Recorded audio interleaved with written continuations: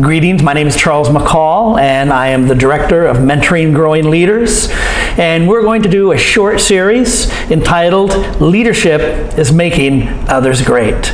We're going to talk about this concept, this way of thinking, this way of lifestyle, this way of leading, that we lead to make others great.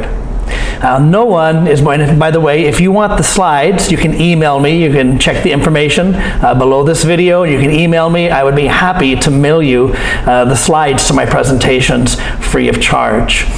But point number one, no one is born a leader. Now, I will say that there are some of us, human beings, mankind, that men and women, that are born with certain personality types, even as an infant, that would lend us to become leaders in the future. But no one pops out of the womb as a leader. But we are all born, every man, woman, and child on the face of this earth are born with some capacity to lead at a certain level. Now, I recommend my short video series on the 5 levels of leadership for you to understand that there are 5 levels. But every one of us is born with capacity to become a leader at some level. We believe that. But we must develop that capacity, and that's what my mission is to help you and your staff of your school, your church, your organization, your business, or your government entity, to help you and your staff to rise to the next level of leadership. And so I also want to recommend my video series, Leadership 101. It's free to you. It's on my YouTube channel here, and that will be a great start for you to view by yourself, to grow. I encourage you, again, if you want the notes, you can notify me, and I'd be happy to email the notes to you for free. The PowerPoint slides is what they are, with my personal notes in the notes sections. Happy to do that for free. But that would be a great step for you personally, or for you to give your staff and volunteers to view, or for you to create a class in your church, in your school, in your business, in your organization, in your government entity, to create a class to train and develop the capacity of your staff and your volunteers. So that's Leadership 101. So someone has asked me many times, and there's a young man asked me recently, what can I do to rise to the next level of leadership? Or some will put it this way, how can I become a great leader?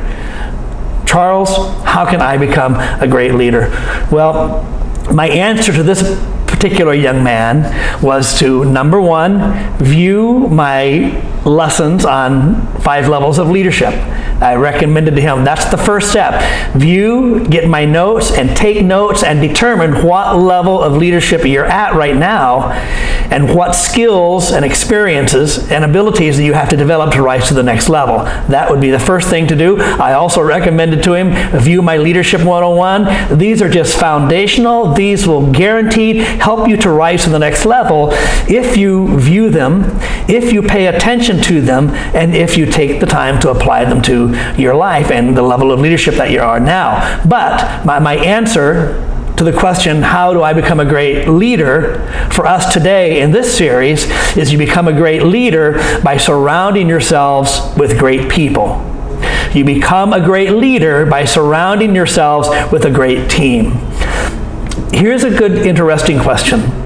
Why do people become leaders? And you can think in terms of presidents or prime ministers or any level of government in between, leaders of organization, principals of schools, teachers in schools, business leaders, department heads, whatever level we're rising up to, from the lowest level to the highest level. Why do people become leaders?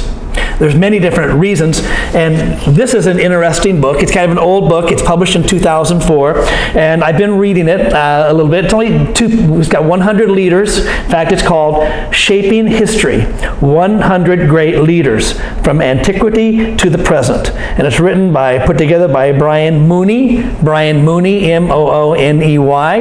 And there's only 2 pages per leader. It's very easy to read, kind of a bedtime, or when I don't have anything to do, I read it. It's been amazing. All kinds of leaders. Bad leaders, evil leaders, great leaders, fantastic leaders. Leaders that have impacted the world. It's been so very interesting to read about their history and the difficulties they went through, but in particular, why they wanted to become a leader. There's many different reasons. Some people want to become a leader because of power. Many of the people in this book, they just wanted power. They want to rule over people. They want to rule over lands. They want to rule over areas, and they want to be number one. And they want everything that goes along with that. There are other people become leaders because of honor. They want honor, or they want a name. They want a posterity. They want to be known. Others become leaders because of money or riches or the things that they can accumulate that leadership often brings to them. And others become leaders because of influence, is that they want to rise to a high level so they can have influence over others to direct them where they want them to go. And others become leaders because of change. They see something that they want to change in the business, change in the school, change in the nation, change in the world, and so they want to bring a change. And others become leaders because they feel a mission. They feel something, and you can say it's a calling. They feel something on the inside that urges them to rise up and to do something, and that takes leadership to be able to do it. They feel that they have a mission. And others become leaders to be able to help others. They see a need, they see a difficulty, and they feel that they want to help that group of people or that individual, and so they become a leader for that reason. And others become leaders because they feel they have a better way. I've got a better idea. I think that I can do it better than that guy. There are many people become leaders for that reason. And so for these last three that I gave you, mission, help others, actually none of them are really evil. None of these reasons are really evil, but they can become evil, and some are more successful than others historically, their legacy. Here's another question. How do people become leaders? Again, an interesting read. How do people become leaders? Some people become leaders by violence, by a coup d'etat, by killing somebody else, or by destroying somebody else, or by crushing someone else.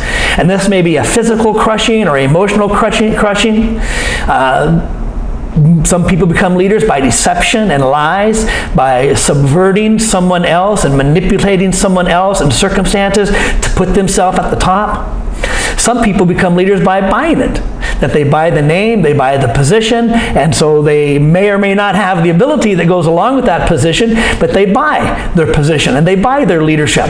And others, they force it. They fight their way through. They connive. They use every way that they can to work themselves up the ladder because they want to be at the top, and they force it. They make it happen. But there are others who become leaders because they're recognized by other people. That person has something. And I think if we put them in a leadership role, I think that we could see our organization, our business, our school, whatever it may be, rise to the next level. And so they're recognized by others, and they're appointed by others to become leaders. They're invited to start walking the leadership path. Some people become leaders because they represent something to others. Others gather around them. Other people gather around them because I like your character. I like your vision. I like how you do things. I like how you think. And so there's something about them that is respected by others. And then some people become leaders because they prepare. They want to become a leaders, and so they gain the skills, they gain the experience, and they prepare themselves to become leaders. So a very interesting question for us, a key question for us, is why do people become leaders? And how do they become leaders? Why do you want to become leaders? You're viewing this now. Why do you want to become a leader? And how are you going about doing that? There's different ways. But become a leader, become a great leader, you must make others great. Because nobody becomes great by themselves. Not even the people in this book. Not even the bad people in this book. The bad people and the good people in this book and in history, they didn't become leaders by themselves. They became leaders because of others. They built upon others. And if you want your leadership, this is the key, if you want your leadership to be successful, if you want your leadership to be long-lasting, if you want to have a good name in history and to those who come after you, that you build upon others. And if you focus on making others great, then you become great yourselves. So we can say that our reason for becoming leader is to make others great. I want to become a leader, and so therefore I'm going to invest myself in others, and I'm going to do what I can to make them great. And when we focus on making others great, often we become great ourselves. And often we receive the things that we've talked about. We receive power, we receive influence, we receive material wealth. It often comes along with that. But the point is, that is not the focus. I would just tell you, if that is the focus, power, name, honor, glory, material possessions, if that is your focus, your leadership will not be long-lasting. Your leadership will not be as impacting as it could be. But if we focus on building others great, investing in them, then they get lifted up. And by lifting up others, we lift up ourselves. So what kind of a team? We're talking about building a team. We're talking about investing in others. What kind of a team do you want? Well, I would say we probably want a faithful team.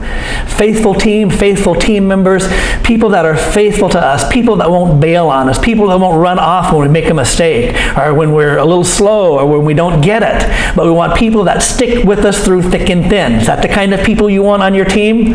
I think so. We want people who are loyal to the end. They're not in it just for something short, something beneficial for them, but they're in it until the end. They walk with us for many years, and we all become great. We all become world changers together. We want supportive people, not people that tear us down, that criticize us, that talk behind our back, but we want people that lift us up, people that support us. We want people that are competent, people who can do the job, and that's why it's so important for you to invest, and so for you to provide the resources to others so that they can rise to the next level. And we want people who share the same character as us, the same vision, the same DNA, that's the same character as us. What kind of people do you not want on your team? I will tell you this: the people that follow you will be like you. I was listening to a pastor one time, many times actually, and blaming his people. My people are like this, my people are like this. They don't give, they don't serve, they don't do all these different things. I had to tell him, Pastor, your people are a reflection of you. Whatever you are, you're going to see it in your followers. And the same with you, my friend. Whether you're a business person, whether you're a government leader, whether you're involved in education or involved in an organization, development organization, whatever it may be, a church, is that your team will be like you. And so when you see bad things in them, the best thing for you to do is look in the mirror. And so you do not want an unfaithful team that are only there for a short time, that don't follow through, that don't support you. You don't want a backbiting team that tears you down. You don't want a power-hungry team that are looking to throw a coup d'etat and to take your position. And you don't want a deceptive team. So we can't rise to a higher level of leadership by ourselves. We must have others around us. We cannot rise by ourselves. We must have others around us. The leader is only as great as his team.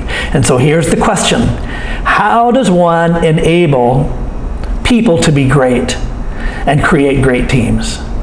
How does one enable others to be great and thus create great teams? Well, that's going to be our next lesson. So I invite you to tune in. I would like for you to like this channel, Mentoring Growing Leaders. I'd like you to click the like and the follow and the subscribe that are associated with this particular video. Click the little bell so you get the next one in this series and other leadership lessons that will come up after this.